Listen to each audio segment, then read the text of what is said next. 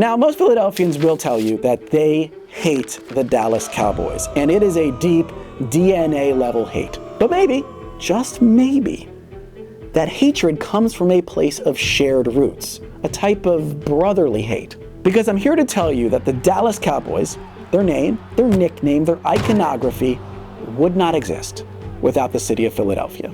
Today on 5-Minute Philly History, how Philadelphia created, the Dallas Cowboys.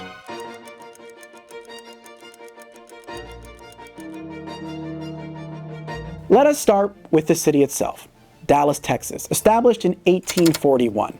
Strangely enough, no one exactly knows why it's called Dallas, Texas, but we do know around that same time there was a very prominent Dallas family from Philadelphia. Alexander Dallas was a Treasury Secretary under James Madison. He had a son also named Alexander, who was a very prominent Navy officer. He also had another son named George Mifflin Dallas, who went into politics. He became mayor of Philadelphia in 1828 and then vice president of the U.S. in 1845.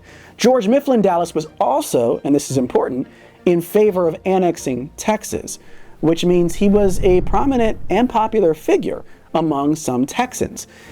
It's very likely that Dallas County, which is where Dallas City is located, is named after Philadelphian George Mifflin Dallas. And while we don't know if the city itself is named after him, there is at least a pretty strong possibility that the city is named after someone in this very prominent, important Dallas family of Philadelphia, Pennsylvania. So next we've got the nickname, the Cowboys. Well, look, for someone to want to call their team the Cowboys to begin with, there needs to be a cultural attachment to the idea of the cowboy, a kind of cultural mystique. These days, we all understand the aura of the cowboy. The cowboy is like the American West's version of the white knight, right? It's rugged, independent, heroic. There are roughly a billion books and movies and songs all about the great American cowboy. But where did all of that start? Who turned the cowboy into a folk hero? A lot of people trace the rise of the cowboy to a single book called The Virginian. Released all the way back in 1902, The Virginian established tropes that would be used over and over again, including the fact that it ends with a climactic gun duel. And the protagonist of The Virginian became like the model for the cowboy stock character that pops up in so many different westerns. The author of The Virginian was not a rugged westerner. No. He was a Philadelphian named Owen Wister. Wister was the son of a wealthy doctor. He grew up in the Germantown section of Philadelphia, then went to very fancy boarding schools, and then eventually Harvard. Wister first traveled west actually as an adult to help him recover from an illness, and then returned many times after that, and it was those trips that birthed The Virginian. Without Wister's work, we might be talking about the Dallas Rangers, or the Dallas Steers, or even the Dallas Oil Barons.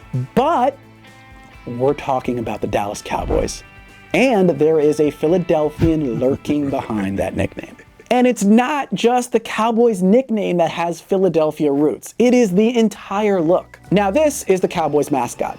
His name is Rowdy, he is absolutely horrifying, and the thing that most obviously marks him as a cowboy is that goofy hat. So where does the cowboy hat come from?